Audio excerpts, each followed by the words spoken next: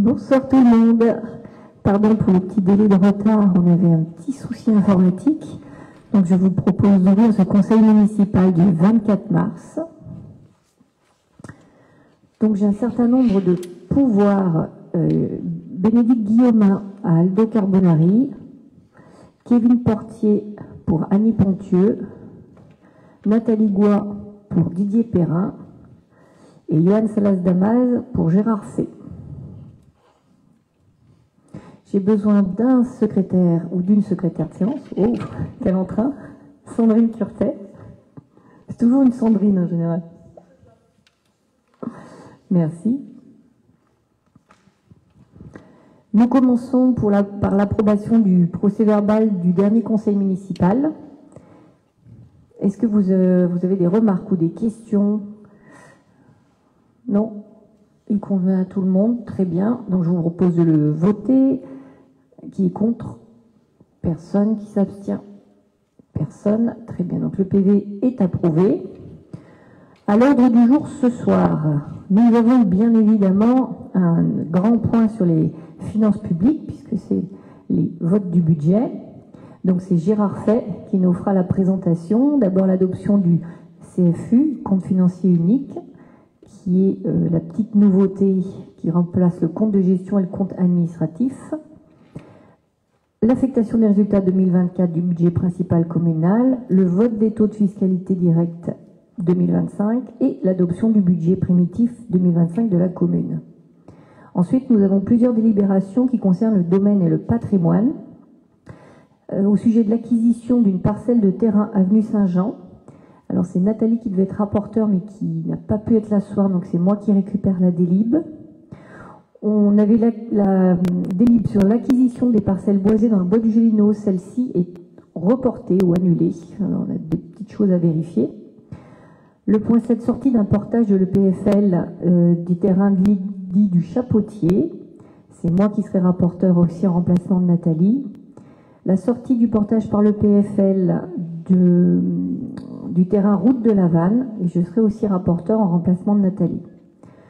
Ensuite, concernant l'éducation jeunesse, c'est Stéphane Couder qui nous parlera de la convention d'objectifs et de moyens 2025 avec l'association La Maison des Petits Bouts. Et puis, nous avons un point sur les ressources humaines avec Christine Audouard sur une convention entre Noyaret et l'association Travail et Partage et Ulysse. Et enfin, Sandrine Moutin terminera avec le renouvellement de la convention de mise en œuvre du service métropolitain d'accueil de demandeurs de logement social entre Grenoble-Alpes Métropole et Noyaret.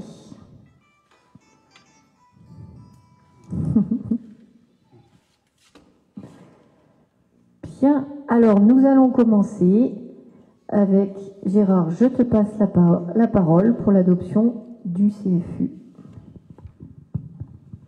Merci Madame le maire. Notre conseil est donc invité à se pencher sur la gestion 2024.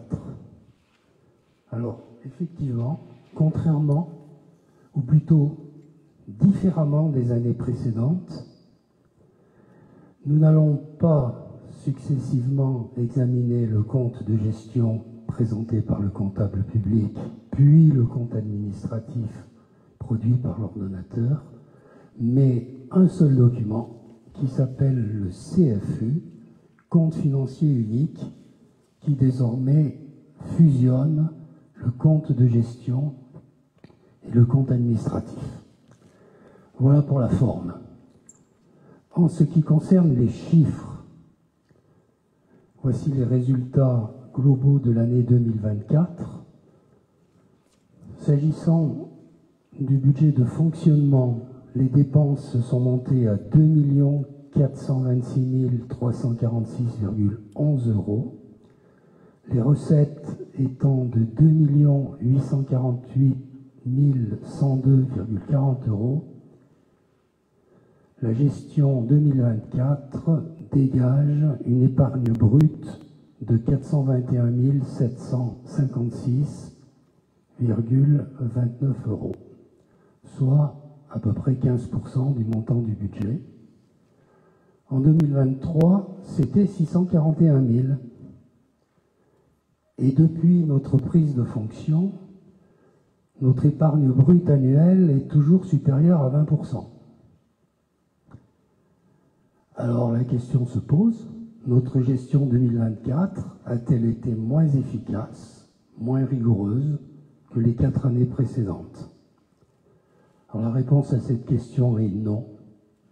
Non, pour la raison suivante, c'est que le budget de fonctionnement 2024 a supporté une dépense exceptionnelle de 184 000 €, dépense au bénéfice de l'EPFL, pour solder le déficit d'opérations foncières engagé avant notre prise de fonction. Nous avons déjà parlé, ici même et ailleurs, des biens concernés qui ont été remis sur le marché et qui reprennent vie désormais avec leurs nouveaux propriétaires.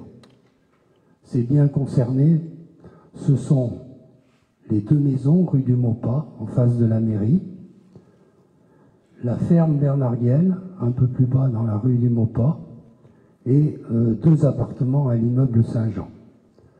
Pour solder les pertes financières relatives à ces biens, la commune a donc payé 184 000 € à l'EPFL en 2024 et 2 autres échéances vont suivre de 104 000 € en 2025 et 104 000 € encore en 2026 qui, effectivement, affecteront les résultats de gestion des années 2025 et 2026. Nelly l'a dit, nous reviendrons plus tard en examinant les points 7 et 8 de notre ordre du jour sur l'épilogue du plan de sortie de portage des biens acquis par les PFL pour le compte de notre commune. Donc il n'est pas utile maintenant de développer davantage ce sujet, mais il est quand même permis de dire qu'on peut être satisfait de voir le plan de désengagement auprès de l'EPFL aboutir et poursuivre sa concrétisation. Si on regarde maintenant le budget d'investissement, les dépenses d'investissement pour l'année 2024 se sont montées à 1 338 579,41 €. Les recettes, 1 468 929,49 €, ce qui fait un résultat d'investissement positif de 130 350,08 €. Le résultat de fonctionnement, on vient d'en parler et de le commenter, étant de 421 756,29 €. Les résultats cumulés, compte tenu des résultats d'investissement antérieurs de 987 265,08 €, le résultat d'investissement cumulé est de 1 117 615,16 € et le résultat global, 1 539 371,45 €.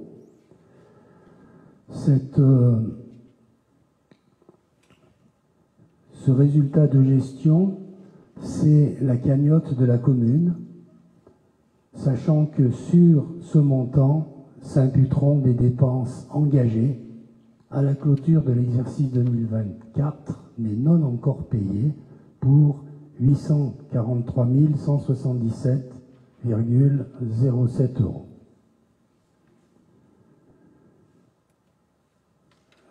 Que donc nous retrouverons au vote du budget primitif 2025.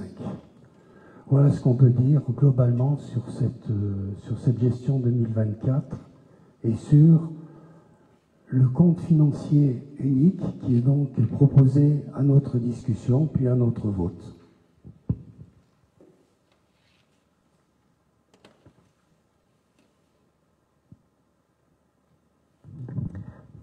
Merci. Merci Gérard. Donc il est proposé au Conseil municipal d'adopter le compte financier unique 2024 du budget général de la commune tel qu'il vient d'être présenté.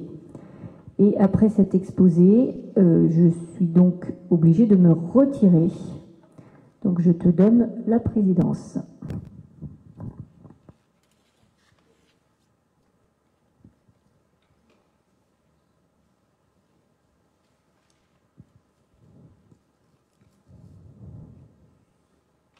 Bon, écoutez, nous allons procéder au vote. Est-ce qu'il y a des personnes qui ne prennent pas part au vote? Est-ce qu'il y a des personnes qui votent contre le compte financier unique? Des personnes qui s'abstiennent? 2 abstentions. Donc les autres, 3 abstentions. 3 abstentions compte tenu de la procuration. Merci. Je crois qu'on peut demander à Madame le maire de revenir.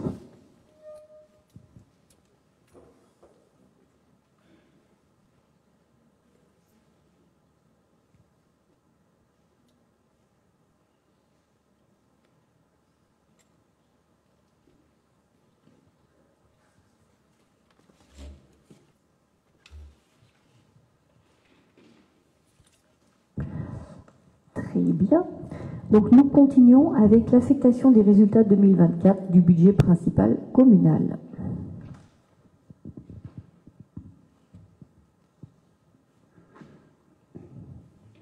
Oui, merci. Donc il s'agit d'affecter l'excédent de fonctionnement de 421 756,29.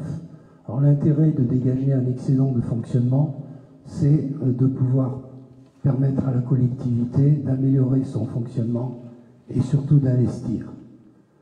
Donc nous sommes satisfaits de ce résultat de fonctionnement compte tenu du commentaire qui en a été fait tout à l'heure.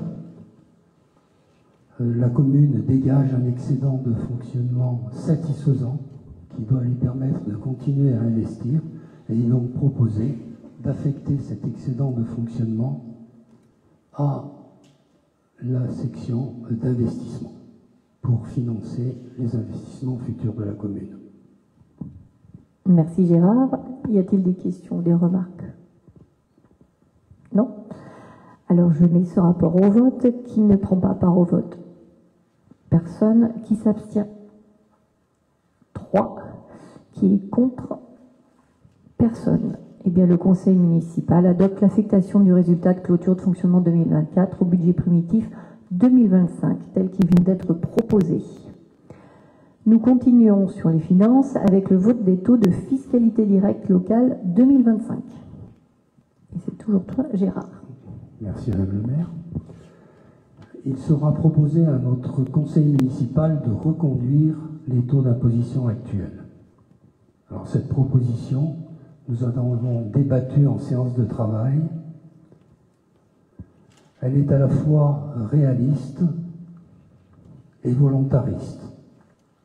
Cette proposition est réaliste au regard de notre capacité à dégager régulièrement une épargne brute d'un montant satisfaisant, supérieur à 20%, nous venons d'en parler.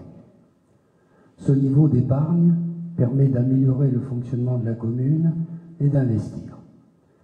Pour autant, cette proposition de maintien des taux est volontariste, car il faut se souvenir que le contexte de gestion des collectivités locales et donc de notre commune devient plus lourd et plus tendu au fil des années. L'État impose des efforts supplémentaires.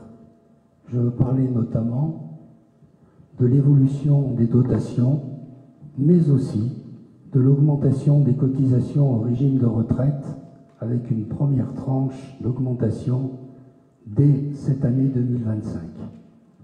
Il s'agit de la cotisation employeur, je le précise, et non de la cotisation employé. La gestion 2025 exigera donc encore de la rigueur. Du point de vue du contribuable maintenant, du fait du maintien des taux d'imposition, les augmentations que les habitants constateront sur leur feuille d'imposition à l'automne prochain, elles ne seront pas le fait de notre décision, mais elles résulteront de la revalorisation des bases d'imposition décidées par l'État pour tenir compte de l'inflation, soit 1,7%. Je rappellerai que la revalorisation des bases décidée par l'État était de 3,9% en 2024 et de 7,1% en 2023. Voilà. Outre la revalorisation des bases, il est possible qu'intervienne une modification de l'imposition du fait de l'intercommunalité. Mais, je le répète, l'augmentation que nous pourrons voir sur nos feuilles d'imposition à l'automne prochain ne sera pas le fait de la modification des taux qu'il est proposé de reconduire, à savoir pour la taxe d'habitation pour les résidences secondaires 11,23%, pour la taxe foncière sur les propriétés bâties 44,19% et la taxe foncière sur les propriétés non bâties 84,14%. Merci. Y a-t-il des questions? Non. Je vous propose de voter. Qui ne prend pas part au vote? Personne. Qui s'abstient? Personne. Qui est contre? Personne. Ben, tu m'étonnes, on n'augmente pas. Donc le conseil municipal adopte les taux de fiscalité 2025. Et nous continuons avec le plat principal, l'adoption du budget 2025 de la commune. Bon, eh bien, je vais tout simplement vous présenter une synthèse d'un travail que nous connaissons tous, ou en tout cas que nous avons été tous en situation de connaître et de discuter. En effet, notre budget 2025, comme les budgets des années précédentes depuis 5 ans, eh bien, il résulte de notre méthode de travail qui a fait ses preuves et qui s'inscrit dans nos valeurs, transparence, participation, délégation. Il faut donc souligner l'implication de chacun dans la préparation et dans les choix financiers que nous avons arbitrés, notamment lors de nos séances de travail de conclusion des 24 février et 3 mars dernier. Mais je voudrais associer l'ensemble des services de la commune et saluer le travail des services municipaux, notamment le travail du directeur général des services, Jean-Baptiste Boulanger, ici présent, et de ses collaborateurs pour la qualité et l'importance du travail fourni. Au nom de tous et de la commune, Jean-Baptiste, merci. Et vous pouvez transmettre le message à vos collaborateurs. Ils auront bien mérité au moins d'être salués aujourd'hui. Notre budget de fonctionnement 2025 s'équilibre en dépenses et recettes à hauteur de 2 717 000 €. Les prévisions sont sincères et comme il convient, les recettes ne sont pas surévaluées et les dépenses ne sont pas sous-estimées. Les recettes tiennent compte de la reconduction des taux d'imposition que nous avons votés et de la revalorisation des bases d'imposition de 1,7% décidées par l'État. Quant aux dépenses, les crédits inscrits permettent d'assurer la continuité des services municipaux et la mise à jour de leurs moyens, mais ils permettent aussi d'accompagner la vie quotidienne des habitants.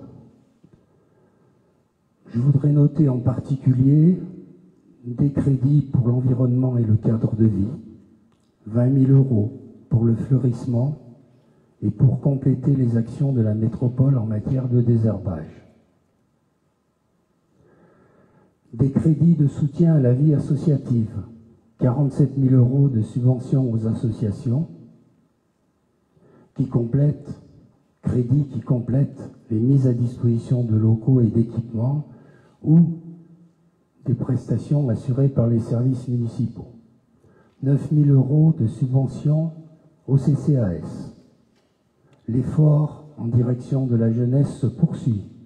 43 000 € de subventions pour la crèche, selon la convention avec la commune de Verey, et 44 000 € pour l'APJNV, Association pour les jeunes de Noyaret-Verey. La procédure de reprise des concessions abandonnées au cimetière entrera dans sa phase opérationnelle avec la reprise et donc le nettoyage des premiers emplacements en 2025 pour un crédit forfaitaire de 7 000 euros. En matière de prévision d'investissement, les dépenses sont prévues à hauteur de 2 420 000 euros. De façon synthétique, je me propose d'évoquer les principaux projets d'investissement sous 5 rubriques. Les grands projets, l'entretien du patrimoine, les investissements de vie quotidienne, les acquisitions patrimoniales, et enfin, je voudrais qu'on parle de polissons. Les grands projets se poursuivent avec la rénovation de l'église qui devrait s'achever dans les mois qui viennent, avec la rénovation énergétique des bâtiments comportant l'étude pour la rénovation et la restructuration des écoles, avec la rénovation de l'éclairage public et des installations électriques, dont le renouvellement dans l'éclairage des équipements sportifs, ces derniers pour 42 000 euros. En matière d'entretien du patrimoine, une nouvelle tranche de rénovation des murs du cimetière pour 36 000 euros. La rénovation du pont du Paillet pour 30 000 euros. La rénovation de plusieurs salles communales. La mairie, des salles associatives, la salle du Grand Léman, etc. pour 50 000 euros. Des travaux dans les locaux annexes du gymnase pour 166 000 euros. Au titre des investissements de vie quotidienne, je voudrais quand même saluer l'effort important que nous faisons depuis plusieurs années et qui se poursuit concernant le maintien à jour des matériels des services techniques, des écoles, des services administratifs et des aménagements d'espaces publics, ceci pour 80 000 euros. La pose d'un nouveau panneau lumineux d'information pour 22 200 euros. Et puis, les aménagements du secteur du bois du Gélineau, avec notamment la création d'un sentier pour 20 000 euros. Nous aurons des acquisitions patrimoniales, donc pas encore le terrain du Gélineau qui reste en suspens, mais nous avons prévu d'acheter pour le compte de la mairie le parking de l'ex-routier avec l'ancienne gare du tram, qui constitue un élément patrimonial de la commune. Donc Nelly nous en parlera tout à l'heure, puisque ça fait l'objet déjà d'un point de l'ordre du jour.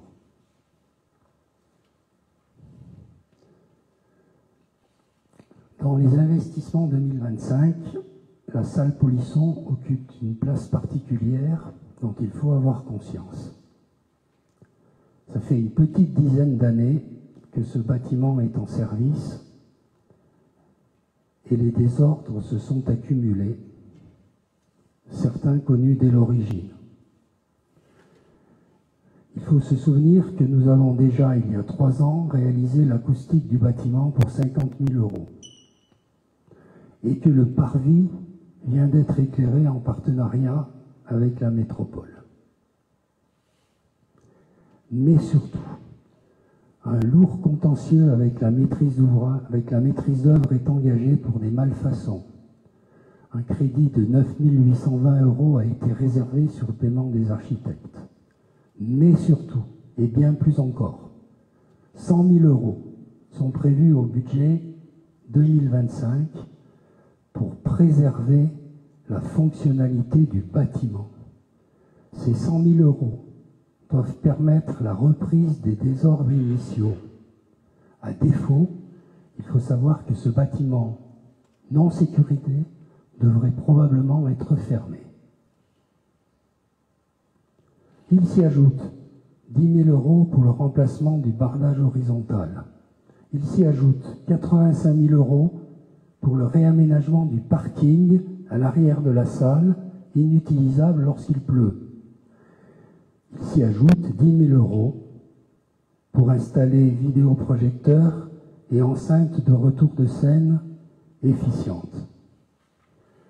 Voilà donc les éléments de ce budget 2025, fonctionnement et investissement, proposés à notre vote. Il sera également demandé à notre conseil municipal de donner des autorisations à Madame le maire d'opérer des virements de crédit conformément aux possibilités offertes par le Code général des collectivités locales. Merci beaucoup, Gérard, toujours aussi clair. Alors, y a-t-il des questions, des remarques? Non? Oui? On a parlé de nouveaux panneaux d'information, c'est bien ça? Oui. On peut savoir où il va être placé? Tu sais, on a un panneau d'un côté et on s'était dit qu'on en mettrait deux, enfin sur conseil, pour qu'il y ait entrée-sortie ou sortie-entrée, comme tu veux, de la ville. Merci.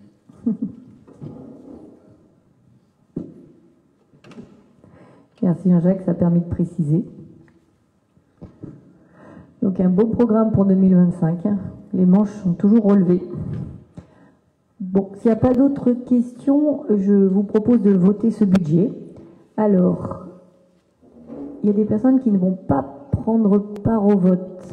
Donc, qui ne prend pas part au vote? Patrick Commère, Prazer, Libéraux, et pour Bénédicte Guillaumin, du coup, puisqu'elle fait partie d'une association. Ouais. Elle n'est pas trésorière?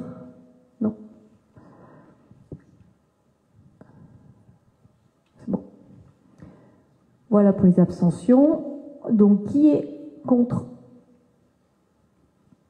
Personne. Eh bien, qui s'abstient, pardon. Moi, il me semblait que j'en ai loupé une. 3. Et qui est contre personne. Donc, le conseil municipal adopte le budget primitif principal pour l'exercice 2025 tel qu'il vient d'être présenté et m'autorise à opérer les virements de crédit. Alors, la délibération qui suit, du coup, je prends la main, puisque c'est Nathalie qui devait la rapporter. Donc, il s'agit de l'acquisition de la parcelle de terrain qui est avenue Saint-Jean, lieu-dit La Bascule. Donc, Gérard en a un petit peu parlé dans le budget. Comme tout le monde le sait, à l'entrée de Noyaret, en bas, il y a un grand parking qui était utilisé avant par le Jess pour les clients, les camionneurs. Ce restaurant a fermé et les projets évoluant, nous avons eu l'opportunité de pouvoir racheter cette parcelle, ce parking, avec l'ancienne gare. Et c'est vrai que c'est une opportunité qu'on a saisie pour plein de raisons. Déjà parce que c'est quand même un lieu central dans notre commune. Et puis cette ancienne gare, c'est quand même un bâtiment important qui marque l'histoire de notre village. Donc ça nous paraissait important de pouvoir saisir cette opportunité. Donc nous achetons ce bien, donc le terrain, la parcelle 1146 mètres carrés et l'ancienne gare 131 000 € hors taxe. Elle est donc située entre le carrefour de l'avenue Saint-Jean et le chemin du Moulin, à proximité de l'arrêt de bus appelé La Bascule. Donc je dois préciser que la division de la parcelle cadastrée AM1, estimée à 1146 mètres carrés, a fait l'objet bien évidemment d'un plan de géomètre qui est annexé, que sur cette parcelle est édifiée l'ancienne gare de tramway, qui date de 1895, qui était devenue un hôtel dans sa dernière destination connue. Et aujourd'hui, elle est inoccupée suite à donc la cessation d'activité, comme je l'ai dit, le Jess, qui s'appelait avant Au Bon Accueil. Je précise aussi qu'une demande de déclaration préalable de division a été déposée le 14 février de cette année, 2025, par la SCI du MOPA, représentée par M. Jean-François Compe, et visant la division de la parcelle AM1 en 3 parcelles, qui respectivement 219 mètres carrés, qui vont devenir un parking privé, 39 mètres carrés qui sont destinés à la métropole de Grenoble et donc les 1146 mètres carrés pour la commune. Et considérant que le seuil de saisine de la direction de l'immobilier de l'État, c'est-à-dire France Domaine, est fixé à 180 000 € pour les acquisitions, que la valeur du terrain étant estimée donc inférieure, ils n'ont pas saisi le domaine. Donc je vous propose de nous autoriser à procéder à cette acquisition. Donc cette parcelle de 1146 mètres carrés pour 131 000 € hors taxe. et de me charger d'effectuer toutes les démarches, formalités afférentes à ce dossier et de m'autoriser à signer tous les documents nécessaires à la réalisation de cette opération. Y a-t-il des questions ou des souhaits d'intervention? Non. Très bien. Ah.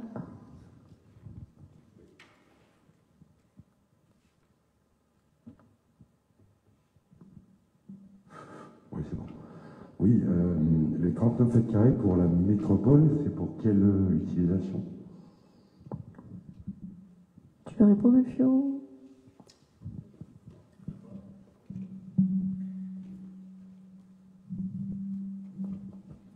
Alors, les 39 mètres carrés, il faut savoir que la métropole a des emplacements réservés sur toute la commune et un emplacement réservé et entre la maison et le village de la Métier qui va desservir jusque, on va dire, la maison, la propriété Foro, il me semble.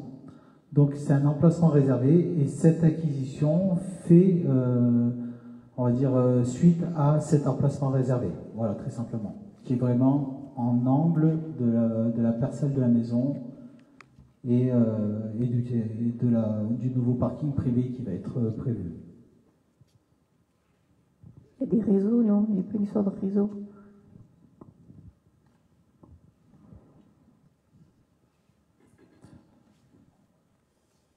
Il y a peut-être quelque chose que... C'est bon?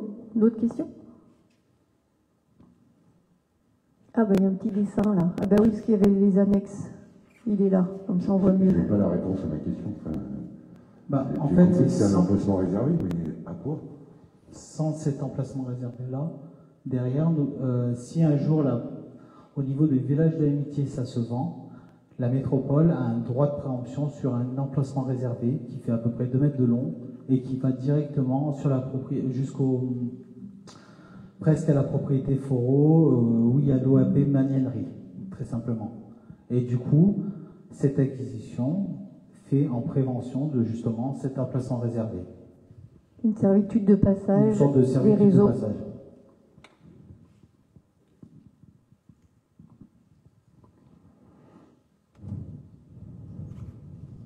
D'autres remarques, questions? Non. Alors, qui ne prend pas part au vote? Personne. Qui s'abstient? Personne non plus. Et qui est contre? Personne. Eh bien, le conseil municipal me donne donc son accord pour cette acquisition. Nous nommons maître Julien Mignot, qui est notaire à Fontaine, pour établir les actes authentiques et décide que tous les frais inhérents à cette acquisition, notamment les frais d'acte, seront donc à la charge de la commune. Alors, je continue avec, cette fois-ci, accrochez-vous, la sortie du portage par l'EPFL des parcelles de terrain cadastrées AK 83, 84, 88 et 89, qui sont donc le lieu-dit du Chapotier. Donc, comme vous le savez, la commune a de nombreux terrains qui ont été en dette auprès de l'EPFL, et dans le cadre du déstockage, du plan de déstockage de ces portages, nous avons négocié tout un ensemble travaillé de façon globale, pas bien après bien. Ce qui nous a permis de limiter un peu la casse par rapport à la dette financière que nous avions auprès de l'EPFL. Donc, pour rappel, le Chapotier, c'était une délibération du 21 septembre 2015. Le Chapotier avait été pris à ce moment-là pour une somme de... Attendez, que je vous dise, que je évite les considérants. Ah oui, ça s'appelait, peut-être ça vous parlera mieux, le Ruisset. C'était l'opération le Ruisset. Et on parle de 11 262 mètres carrés. Alors, il y avait un certain nombre de conventions aussi. Il y avait une convention d'occupation précaire qui avait été signée le 16 octobre 2015 entre le PFL et Claire Joly-Bouchet, avec un avenant en 2018 pour un usage à culture agricole. C'était la récolte de noyer. Il y avait une convention de mise à disposition du 21 février 2018 pour l'installation des jardins partagés. Une convention aussi d'occupation précaire qui avait été signée le 29 novembre 2019 entre la commune de Noyaret et Isabelle Brochant-des-Renaud pour la mise en pâture de chevaux, à l'exclusion bien sûr de toute autre destination. Donc, ces dites parcelles sont devenues inconstructibles depuis leur acquisition, suite à une décision de la métropole de Grenoble en date du 20 septembre 2019 qui les a classées en zone à risque via le PLUI et en zone agricole via le plan de zonage du même PLUI. Donc la cession des dites parcelles à la commune se fera au prix de 9 000 €, soit 0,80 € par mètre carré qui correspond à la valeur du terrain agricole dans le secteur. Donc le déficit foncier va s'élever en conséquence à 474 033 €. Je vous ai dit, les négociations ont été serrées et le PFL est avant tout aussi un partenaire des collectivités. Donc nous avons vraiment pu trouver un chemin entre eux et nous. Le PFL s'engage donc à financer ce déficit à hauteur de 49%, soit 232 000 276 €. S'agissant de terrain dont la perte de valeur s'est imposée aux parties prenantes. Le financement par la commune du reste du déficit foncier, donc 241 757 €, qui correspond à 51% du prix d'achat, sera donc soustrait de la plus-value qui va être envisagée sur la vente des terrains 246, 248, 278 et 280 qui sont rue de l'Érard. C'est-à-dire qu'il y a aussi des terrains qui sont rue de l'Érard, qui sont propriété de l'EPFL, mais ces terrains-là étant constructibles, ils vont donc être vendus par l'EPFL et la plus-value envisagée va donc permettre de combler l'écart. C'est une supputation. Donc s'agissant d'un terrain devenu inconstructible, le régime de la TVA immobilière n'est donc évidemment pas applicable. Alors, considérant l'avis du pôle d'évaluation domaniale de la DFIP de l'Isère le 6 août 2024, suite à la saisine de l'EPFL, donc il était proposé au conseil municipal de valider l'acquisition par la commune auprès de l'EPFL des parcelles, donc 11 262 m² au prix de 9 000 €, de prendre acte du déficit, 483 033 €, de prendre acte de la participation de l'EPFL au déficit foncier à hauteur de 232 276, je le redis donc 49% du déficit, et de valider la participation de la commune au déficit foncier de l'opération à hauteur de 241 757 €, avec dispense de paiement, comme je vous l'ai expliqué, par la soustraction de la plus-value qui serait envisagée sur la vente des terrains. Et encore une fois, merci à l'EPFL de ce travail-là, parce que, effectivement, si leur plus-value est inférieure, c'est à eux de le gérer. C'est pour ça que je dis bien que l'EPFL est un partenaire. Y a-t-il des souhaits d'intervention sur ce rapport? Non? Pas de questions. Alors je mets au vote. Qui ne prend pas part au vote? Personne. Qui s'abstient? Personne non plus. Et qui est contre? Personne. Eh bien, nous validons donc l'acquisition auprès de la commune. Auprès de l'EPFL, par la commune, pardon. Auprès de 9 000 €. Le point suivant, donc, c'était la sortie d'un portage par l'EPFL du Dauphiné des parcelles de terrain cadastrés qui sont, eux, route de la Vanne. Donc, on est exactement dans le même cas de figure de ce que je viens d'expliquer. Dans le plan de déstockage du déportage auprès de l'EPFL, puisque ce terrain avait été acheté au bénéfice de la commune par l'EPFL en 2014, le 16 juin. C'est un terrain qui est vraiment au bord de route de la Vanne, juste après le bâtiment de l'opérateur Orange. À l'époque, ce terrain avait été acheté 179 281 €.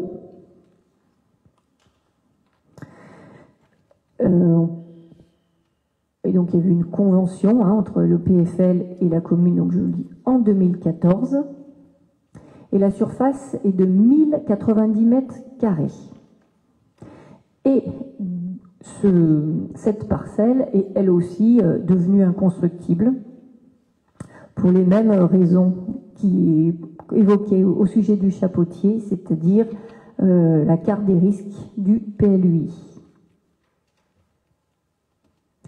Donc ces parcelles-là, les parcelles AK73, AK110, AK111, 94 mètres carrés seront donc cédées par le PFL à Grenoble-Alpes Métropole pour régulariser leur intégration dans le domaine public métropolitain à l'euro symbolique.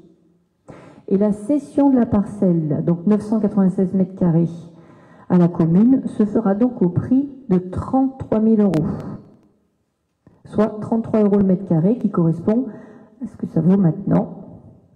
L'origine de la TVA n'est donc pas applicable.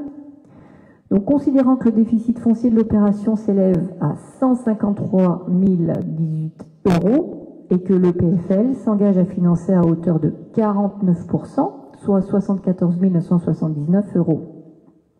Considérant donc que les 51% restants du déficit pour la commune s'élèvent à 78 039 € et que ces 78 039 € seront aussi soustraits à cette fameuse plus-value envisagée sur la vente des terrains qui sont situés à l'Érard. Donc je propose de prendre acte de la cession par le PFL à Grenoble-Alpes Métropole d'une petite partie de ce terrain, de valider bien évidemment l'acquisition par la commune auprès de l'EPFL de la parcelle AK109, soit 996 mètres carrés au prix de 33 000 €, de prendre acte d'un montant du déficit de 153 018 €, que cette opération et de la participation de l'EPFL à hauteur de 74 979 €, et enfin bien évidemment de valider la participation de la commune à hauteur de 78 039 €, 51%, qui sera pris sur, je le redis, cette plus-value espérée. J'espère que j'ai été claire. Est-ce qu'il y a des questions? Non. Donc je mets ce rapport au vote. Qui ne prend pas part au vote? Personne. Qui s'abstient? Personne. Qui est contre? Personne non plus. Donc nous prenons acte de la validation de cette délibération. Et nous continuons. Alors, non, on reste dans les chiffres en fait. Avec une délibération qui concerne l'éducation jeunesse, avec la convention d'objectifs et de moyens, avec la Maison des Petits Bouts. On t'écoute, Stéphane. Alors, je n'ai pas beaucoup de chiffres. Mais donc oui, on va parler de la convention d'objectifs et de moyens 2025 avec l'association de la Maison des Petits Bouts. Donc on rappelle que l'association La Maison des Petits Bouts est une structure multi-accueil associative à gestion parentale qui a pour mission donc la garde des enfants non scolarisés de 0 à 6 ans des communes de Noyaret et Veurey-Vauroise, ainsi que des enfants des familles travaillant sur la zone industrielle de Veurey-Vauroise. D'assurer la sécurité matérielle de l'enfant et de veiller à l'application des règles d'hygiène, et enfin de favoriser son développement et son épanouissement en mettant en place des activités socio-éducatives. On souligne que la commune de Noyaret s'engage donc à soutenir financièrement l'objectif général de l'association La Maison des Petits Bouts, et à ce titre, il est proposé d'abroger la convention d'objectifs et de moyens précédente signée pour 2025 et d'autoriser la mairie à signer la convention d'objectifs et de moyens pour 2025 entre les deux structures telles que présentées en annexe. Donc, en résumé, on avait une convention qui était signée pour 2 ans.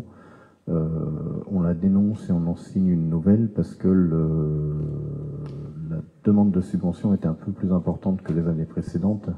Donc voilà, c'est la grosse différence qu'il y a. En gros, on avait une subvention qui était précédemment de 38 000 €, sur lequel on avait une aide CAF de 10 000 €, donc ce qui coûtait à la collectivité 28 000 €. Et aujourd'hui, pour cette année 2025, on a une subvention qui est de 43 000 €, comme l'a dit tout à l'heure Gérard. Donc je tiens à préciser que c'est une année un peu exceptionnelle de transition, dans le sens où leur trésorerie avait baissé parce qu'ils avaient eu pas mal de départs à la retraite l'an dernier, qu'il y a l'extension de structure donc sur Veray qui va demander de l'achat matériel important et qui coûte toujours un petit peu cher dès que c'est la petite enfance. Et qu'enfin, durant la période de travaux, il y a quelques mois, de mi-mai à début septembre, où la PMI va baisser l'agrément de la structure temporairement donc, et donc ça fera moins de rentrée de la CAF, moins de rentrée des parents, donc ça fait aussi une petite baisse. Et de même, la loi des finances 2025 n'est pas tout à fait la même que sur 2024, et les associations qui ne payent pas de TVA ont à payer ce qu'on appelle la taxe sur les salaires. Avant, il y avait un abattement, et il se trouve qu'en 2025, il n'y a plus d'abattement. Donc c'est pourquoi cette année, il y a quelques éléments qui font que la subvention est plus importante que les années précédentes. Ça me semblait important de le préciser. Et je précise aussi que les projections sur 2026-2027 sont plutôt meilleures, vu que les subventions devraient baisser et se rapprocher de ce qui était les années précédentes, mais avec plus de place pour les familles de Noyard et Veray. Donc globalement, ça va plutôt vers une baisse du coût de la place. Voilà, on passerait de 2600 € les années précédentes à 2000 € les années suivantes. Voilà pour moi. S'il y a des questions, je peux y répondre. Bon, pas de questions. Donc je laisse rapport au vote. Qui ne prend pas part au vote? Personne. Qui s'abstient? Personne non plus. Qui est contre? Personne. Et donc, le conseil municipal donne donc son accord et l'autorise à signer la convention. Nous continuons avec Christine sur la convention entre la commune de Noyaret et les associations Travail et Partage et Ulysse pour la mise à disposition du personnel. On t'écoute. Alors, Grenoble-Alpes Métropole nous permet de bénéficier d'une mutualisation concernant le remplacement du personnel périscolaire et technique. Pour notre secteur, ce sont les deux associations Travail et Partage et Ulysse qui nous sont proposées. Donc ce partenariat correspond à un double objectif, permettre à la collectivité de faire face à des besoins en personnel suite à des absences ou des postes non pourvus, de favoriser l'insertion par l'activité économique de personnes éloignées de l'emploi, le retour à l'emploi de ces personnes et leur employabilité. Donc, cette mise à disposition nous permet de disposer de personnel formé dans des secteurs identifiés dans un cadre de remplacement ou de surcroît d'activité. Le coût horaire de facturation est fixé jusqu'au 31 août 2025 au taux horaire SMIC en vigueur de 1,95 € TTC. Donc je propose d'autoriser Madame le maire à signer la convention en annexe et je vous précise que les crédits correspondants sont inscrits au budget communal. Merci Christine. Y a-t-il des remarques, des questions? Non, donc je mets au vote. Qui ne prend pas part au vote? Personne. Qui s'abstient? Personne non plus. Et qui est contre? Eh bien personne. Donc le conseil municipal donne son accord. Et nous arrivons à la fin, au dernier point, avec le renouvellement de la convention de mise en œuvre du service métropolitain d'accueil du demandeur de logement social. Et c'est Sandrine Moutin qui nous l'explique. Donc je vais vous rappeler, comme tous les ans, ce que c'est qu'un guichet d'accueil de niveau 2 pour les logements sociaux. Donc on a une convention qui est proposée par Grenoble-Alpes Métropole et la commune de Noyaret, qui fait un accueil de niveau 2. Cet accueil de niveau 2 permet de réaliser un premier diagnostic de la situation et le cas échéant de mener un entretien conseil pour une demande, pour quelqu'un qui s'adresse à la mairie, proposer un entretien d'instruction sociale avec un chargé de mission, enregistrer les demandes de logement social et toutes pièces relatives, suivant la liste fixée, et pour tout demandeur du territoire métropolitain, et de mettre en œuvre des règles d'organisation dans le cadre du protocole de gestion partagée de la demande. Donc pour mémoire, sur la métropole, il y a trois niveaux de guichets. Le premier guichet qui va renvoyer vers un guichet 2 pour l'enregistrement, et le guichet 3 où il y a des travailleurs sociaux qui vont pouvoir accompagner le demandeur. Donc nous sommes un guichet de niveau 2. Et donc la convention qui est mise en délibération va couvrir 2025-2030. Est-ce que vous avez des questions?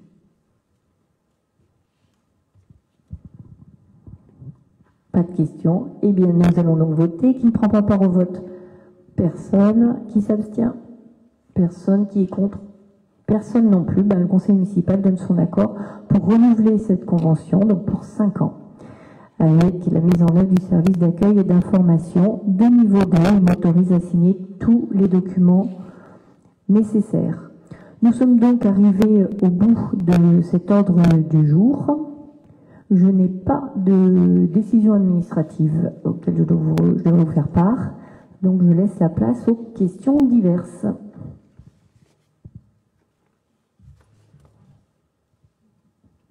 Pas de questions diverses? Bien. Alors, pas au niveau culture, tout ça, pas des. C'était énorme ce week-end, Neuillard. Tu veux en dire un petit quelque chose, quoi? Il est là, lui. Ouais. Oui, donc ce week-end avait lieu la 3e édition du Festival d'art vivant amateur Neuillard. Donc ça s'est très bien passé. La plupart des spectacles étaient quand même de qualité, avec un public qui a répondu assez nombreux, en tout cas pour les soirées, et puis à certains moments aussi pour le dimanche. Donc voilà, on espère que l'association envisagera une 4e édition l'an prochain pour fidéliser un peu tous les gens qui viennent apprécier l'art du théâtre. Alors si je peux quand même un petit élément de programme, on aura bientôt, là, dans le cadre des 10 jours de la culture, le samedi 19 avril, un spectacle déambulation sonore qui partira de la place Victor Jat avec de la musique, des grandes marionnettes et sous, ça sera l'air du Brésil. Voilà. Merci Didier. Je fais un petit coup de pub aussi pour la Maison des Petits Bouts qui organise un job dating le 9 avril. Voilà. Donc n'hésitez pas à noter sur votre agenda. Est-ce que vous voyez des manifestations à dire? Non? Ouais. Nettoyage de la commune. Oui, samedi, on a eu le nettoyage de la commune, samedi 22 mars, organisé par le Conseil des aînés. Et puis, signaler aussi la présence de pas mal de monde. Ouais. Beaucoup d'habitants de Noyaret se sont déplacés et on les remercie. Bien, donc j'arrive au bout. Avant de clôturer ce conseil municipal, je vous rappelle de venir signer tous les documents qui concernent le budget. Et le conseil municipal de ce soir est terminé. Merci. Et je passe la parole au public.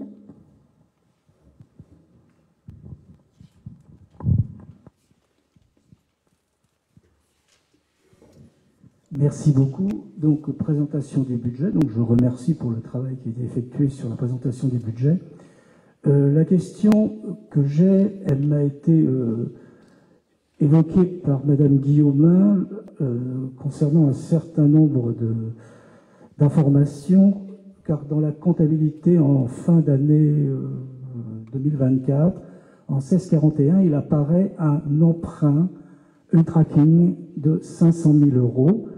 Je sais que ce type d'emprunt concerne l'organisation des travaux de performance énergétique, et ma question portait sur l'emprunt soit, mais quelle est la destination, quels sont les bâtiments qui vont être concernés par l'affectation de cet emprunt? Je vous remercie. Ça sera la seule question.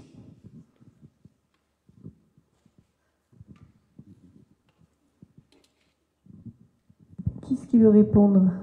Alfio, il n'y a plus que toi sur le groupe. Hein. Annie aussi. Comme vous voulez. Puisque le groupe qui suit tout ce projet, c'est le groupe du village, bien évidemment. Donc Nathalie, Johan, Alfio et Annie. Alors les bâtiments concernés sont l'école élémentaire, le gymnase, la mairie, l'AMDA et je crois ne pas en avoir oublié. Je pense que c'est ça. Voilà. La mairie, gymnase. J'avais oublié les Fio. C'est bon. Non, je pense que tu as un peu résumé tout ça, effectivement. Oui, voilà, oui. Quels sont les bâtiments concernés? Voilà. Donc c'est ça. C'est bon? Oui, merci beaucoup. En fait, c'était la question. Oui, juste pardon. si tu veux une petite précision, tout le détail de l'intracting a déjà été signé en mars dernier.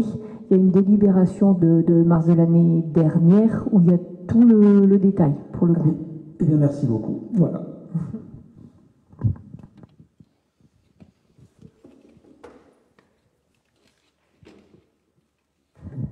Le public est nombreux ce soir. D'autres questions? Vous êtes venus vérifier qu'on n'augmente pas les impôts, c'est ça, hein?